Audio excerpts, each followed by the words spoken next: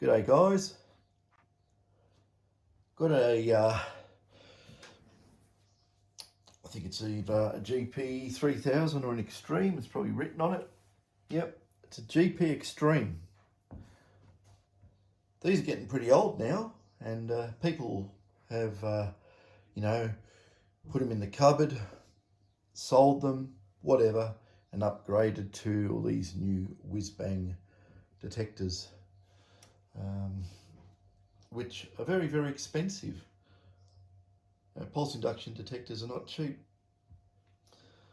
So anyway, this one was a bit of an experiment, and what the experiment was is that the way the pulse induction detectors work, or should I say the way the Minelab input stage works, is it uses two MOSFET transistors that on this particular detector they have N-channel MOSFET, and after a little bit of circuitry it goes into a P-channel MOSFET, then it goes to the front end amplifiers, and they're switched during the receive cycle to be on in conduction, and when you have a transmit cycle and the big flyback pulse from the coil, which on these detectors it's clamped at about 185 volts, give or take, and if that voltage wasn't clamped, it would avalanche the switching transistors. Those things would blow up and go short circuit, and then you'd probably have the next series of pulses, if it's 185 volts, go into your input stage and blow all that to pieces. So it is critical that there is a mechanism to clamp that flyback voltage, limit the voltage, and also make sure, even though it's clamped to 185 volts, you do not want that going into your input amplifier stages. Those things are looking at nanovolts, and you don't want to go, oh, here, have 185 volts. That'll be the end of those. So yeah, it could do a lot of damage. A lot of the components, nowhere near rated for that. So the only ones that are rated for it are the input N-channel FETs, MOSFETs. I'll show you something. I've got another one here. Oops, I'll bring this over. Get all the wires dangling off it. But yeah, I think this one, okay. I'll try and get in front of this so you can see. And I'll need something pointy to point it out. Scrooby, but that little device there and that one there, that's your first line of defense from the flyback pulse. They're 200 volt rated MOSFETs, and basically stop that clamp to 185 volts or whatever it may be. It can be 190, it can be 180, it can be all over the shop actually. It just depends on the feedback circuit on the clamp, where everything sits, and goes through the signal in the receive stage has to go through these. These are turned on, and they're just like a semiconductor switch. Allows the receive signal from the coil in the wires through those FETs. If you're running a double D, it'll go through, or goes through both anyway, but yeah, one goes to one amplifier, the other amplifier on the other one, of course. And depending with, there's another tip on the other side, which you select your cancel, double D or mono. In mono, it basically combines both channels.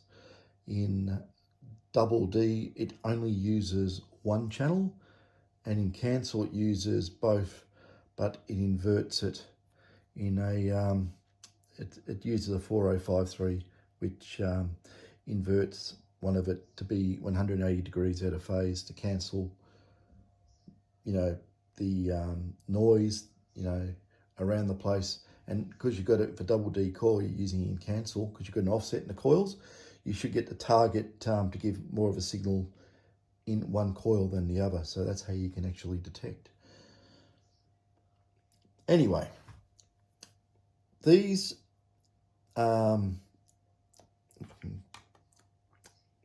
MOSFETs here, there's another couple under here, but they're low voltage ones. I'm not going to worry about those for the time being. But I'm going to show you something, or I'll tell you a little story.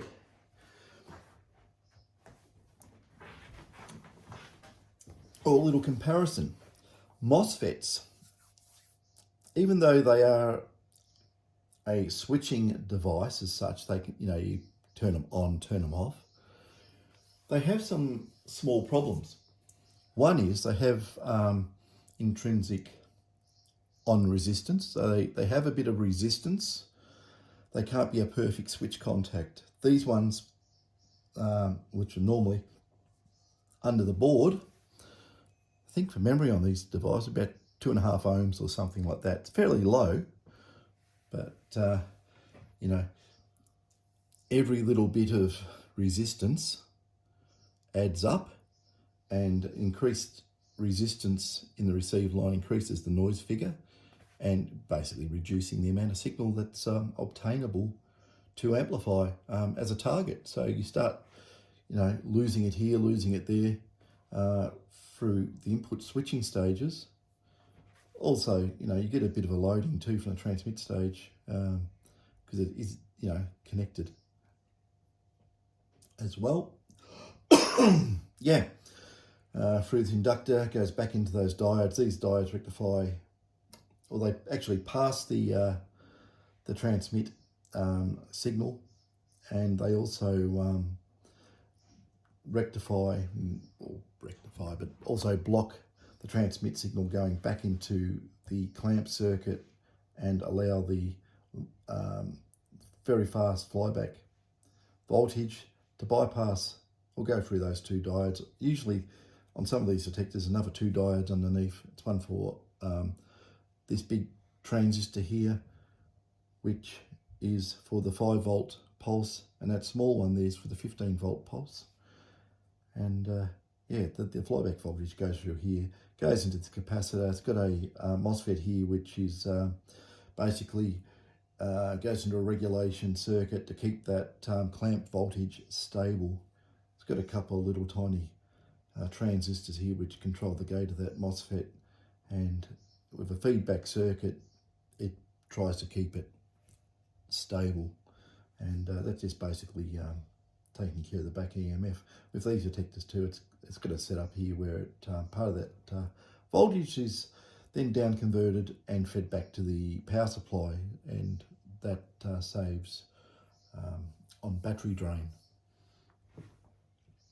All happens very fast, but these input MOSFETs, which I'll show you here, I can't see the back of the camera, so I hope you can see it okay. Okay, on this detector, I'll use these here. The MOSFET that was here and the MOSFET that was here, well, they're no longer there. Interesting. How does this detector work when it hasn't got the high voltage blocking MOSFET sitting there? Okay. A lot of companies, what they do, very cheap and nasty, and I've seen it many a time, they use a 1000 ohm resistor, fairly hefty type of resistor, 2 or 3 watt rated, and they basically clamp the end of that with a diode, with like a small 1N4148 or something of that nature, and clamps the flyback voltage via the resistor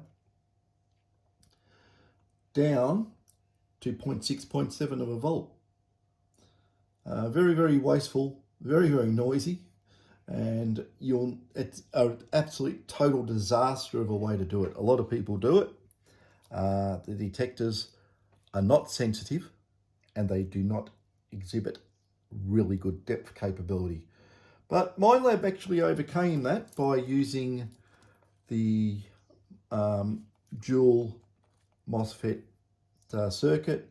Basically, you got one set of the small MOSFETs down here are blocking the switch voltages from the transmitter, and the other MOSFETs, which would normally be there, is blocking the high voltage and diverting it through the capacitor, keeping control of it here with this MOSFET here. It's all good. Okay, now this extreme hasn't got front end MOSFETs, and it also has not got what we would say any series resistance. And rather than having our 2.4 odd ohm input MOSFETs, I've got it down to about something 0.35. Anyway, give you an idea, I'll turn this thing on. Better put my amplifier on.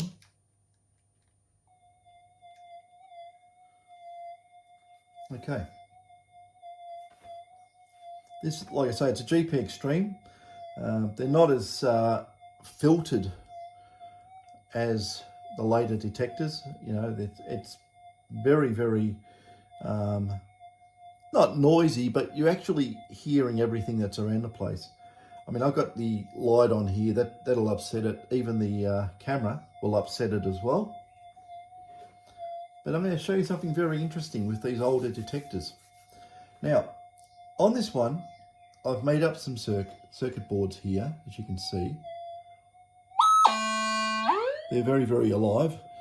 And what I've got away from the normal way you control MOSFETs to work.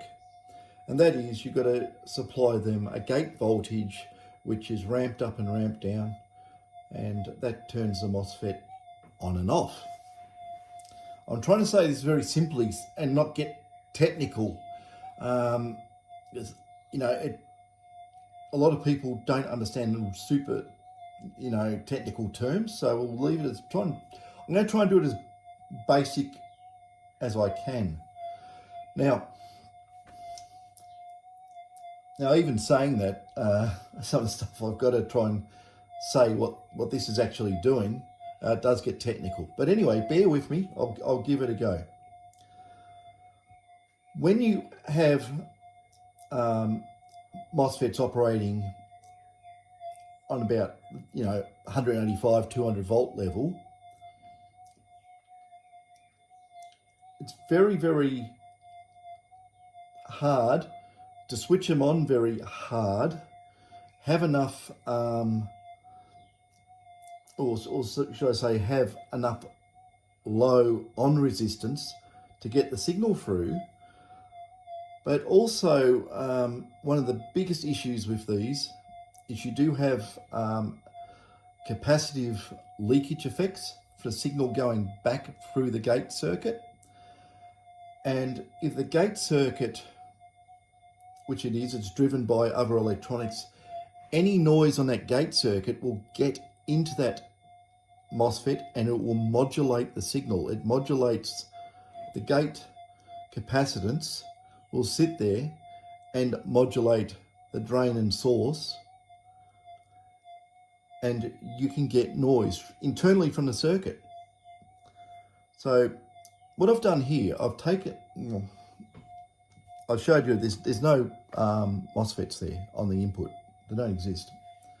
So I've made up these little boards here, which we'll call this a little bit of a secret, because they're self-switched. It's very interesting how they work. The high voltage coming back from the coil, or any residual high voltage on the cables or going into the circuit, makes these things turn off. They turn off themselves. And when the voltage has dropped away, which happens in couple of hundred nanoseconds, these things turn on. And they turn on and they've got an extremely low on resistance. And the other thing is, because they're floating on their own rail, they don't have any gate modulation from any external source or even its own circuitry in the detector. Doesn't happen. There's no coupling to it.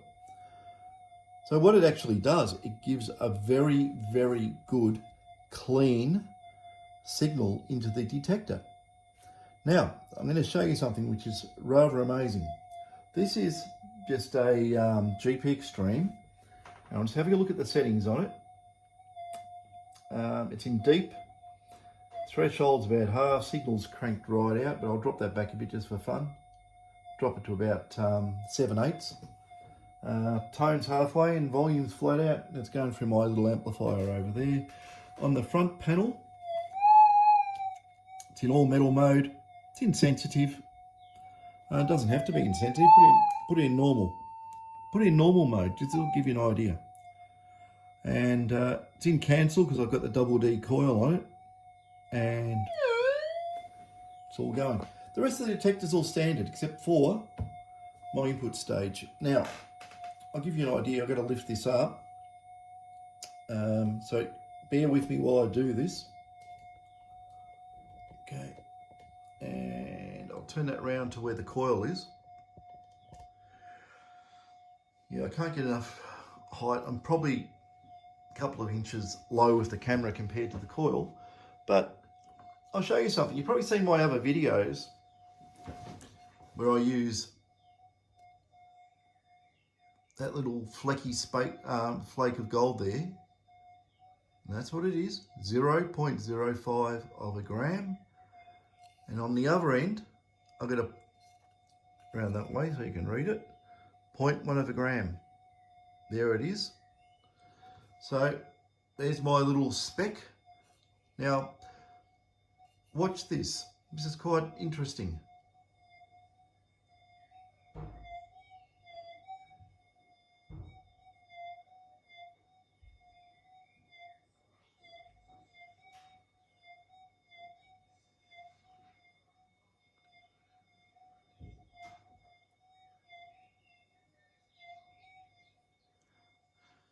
So in normal,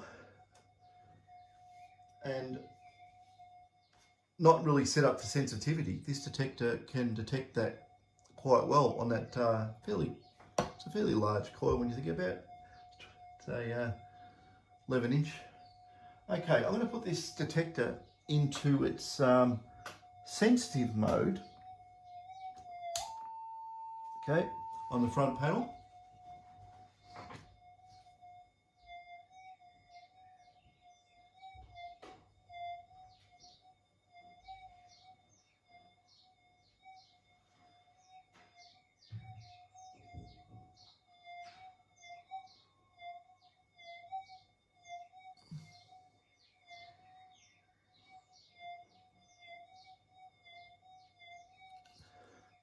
That's extremely sensitive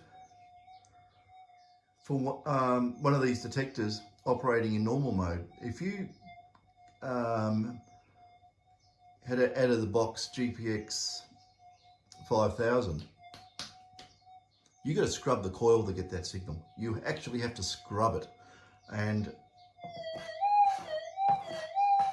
you'd never get that response.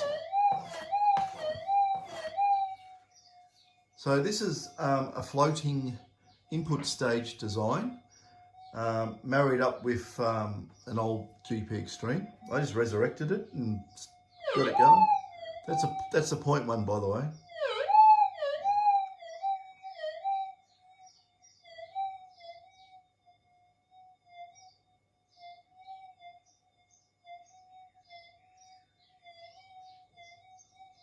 So I'm getting it up about here, which is quite good. I'm impressed. The other thing that can be done with these, we can speed the timings up. This, like I say, this detector is just basically raw. It's had nothing done to it except the front end input transistors, MOSFETs, use the right terminology, have been changed, and that is basically it. So working on that, we can put in our variable gain board, we can put in variable frequency into it, and I think these detectors will come up really, really well.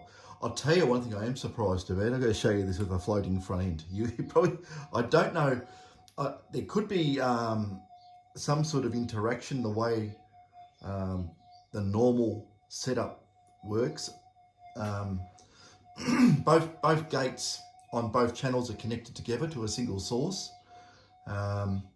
So whatever's happening with noise on one transistor is happening on the other. So that is okay. Nothing wrong with that whilst you're in mono mode and things like that. But if you go to cancel mode, that could cause an issue because you've got noise going through and you're flipping it. So you're going to get double the noise. Anyway, let's have a look at this. Where are we? Okay, I'm going to get this. Hang on, we'll leave it on here.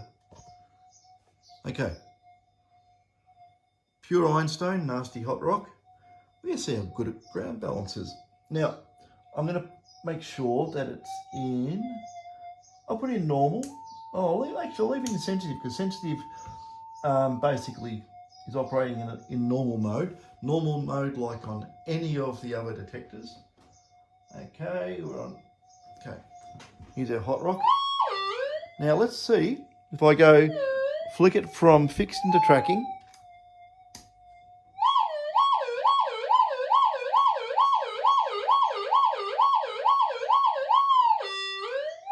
I'm probably giving it too much input with this, but anyway, we'll see how we go.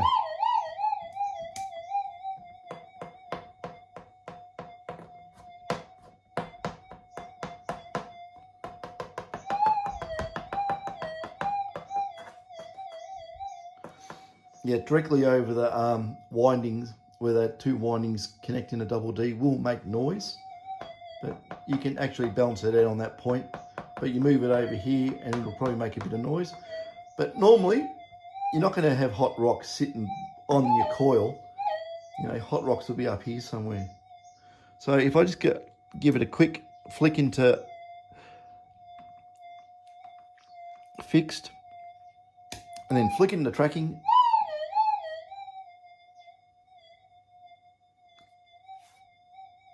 gone. Now, normally, normal mode on these detectors have a hell of a hard time getting rid of hot rocks. For some reason, this tends to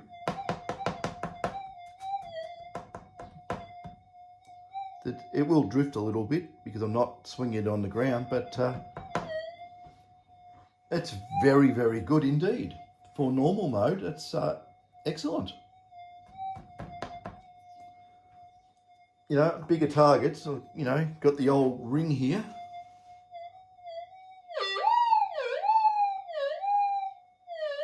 Now, the interesting thing, because I'm in cancel mode, if I go directly in the middle of the coil, right, directly in the middle, I don't know if you can see. Oh, hang on.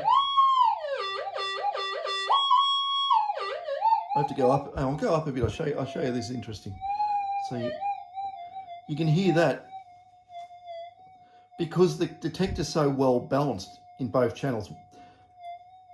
The signal's equal in both coil, and it's really nulling out that ring, even at that. Well, you know, I can't hold it exact, but notice how it's sort of nulled out. But watch what happens if I move to the side.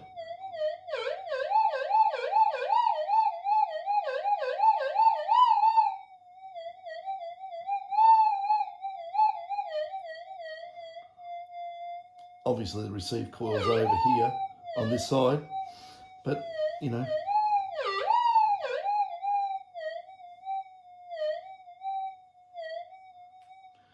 The joys of running cancel. The further up you go, the signal, the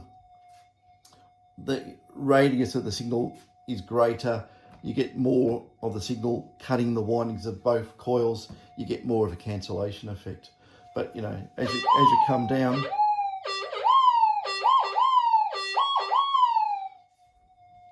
it's quite loud. Now, I'll flick.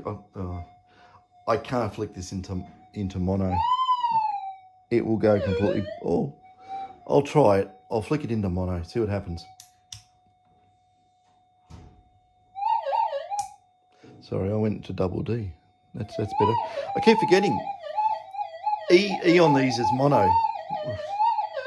But yeah. So we got all the electrical noise.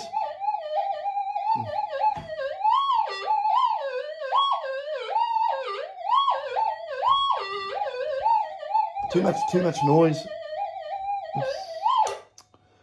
Yeah. The problem of running monos inside your workshop. So yeah, this is a GPX Extreme with a floating front end. It's very, very sensitive. I'm really amazed, actually. I think I might get this little beastie here and yeah, might hopefully when the weather dries. It's been raining for weeks here. It's just ridiculous. But when the weather has you know, warmed up and the ground has dried up a little bit, I might be able to get out and it's so busting to go and do some tests and do some test videos. Yeah, so got yeah, various detectors over there, all ready to go out and well, put them in back in their boxes and go and do some testing. But yeah, I'm quite amazed with this, the way the Extreme's going. The thing with the floating front end too, I can also do that to the GPXs. It's not a problem. I can probably also do it to the old SDs. And I think there's gains to be had in those detectors. I don't know how much electrical noise this is actually picking up off the bench. I'll just turn the bench off. A little bit less, not much, but that just probably proves it's just, you know, everything on. Oh yeah, I forgot. I've got a light on over there which has a switch mode power supply in it, and I've got the router in here which has a switch mode power supply in it, and I've got the computer on too, which is, it's in sleep mode, but it's actually still chugging away there. Yeah, so that's the story with floating input stages. You can say it's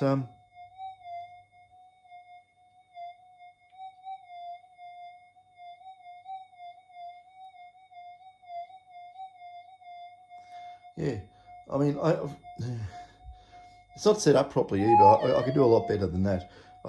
My clamping diodes I've got on there, or protection diodes, are just a couple of 4148s. I should use some VAV99s, but that's how it works. As you can see, if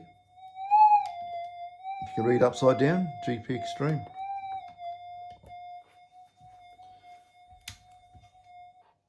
Turn him off, flip him over.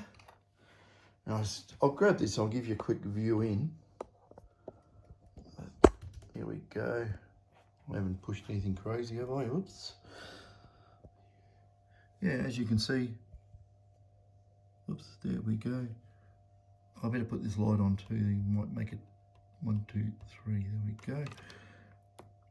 You can see there's no, let's do that, there you go.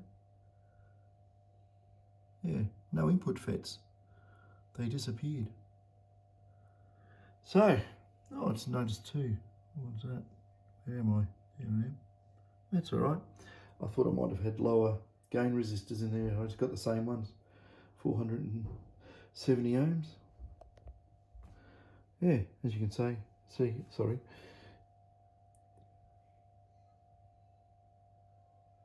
Had a bit of work. That's its LC oscillator capacitor. Had a bit of work there. The rest of it's just basically factory standard. So that is the story of the floating front end. Not front end, but switching stage. It's part of the front end. Protection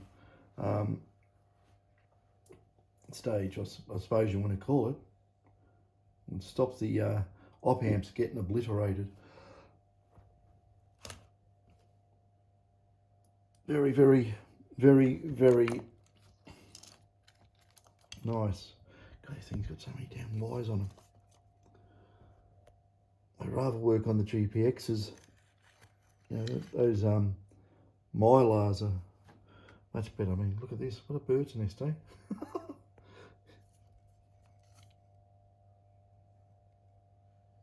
Yeah. That's inside the detector. Okay. Well, there you go. Proved a point, and yeah, I'll optimize these circuits and I'll try them on some detectors. I'll make some videos out in the field, and all should be good fun. Okay, catch us later.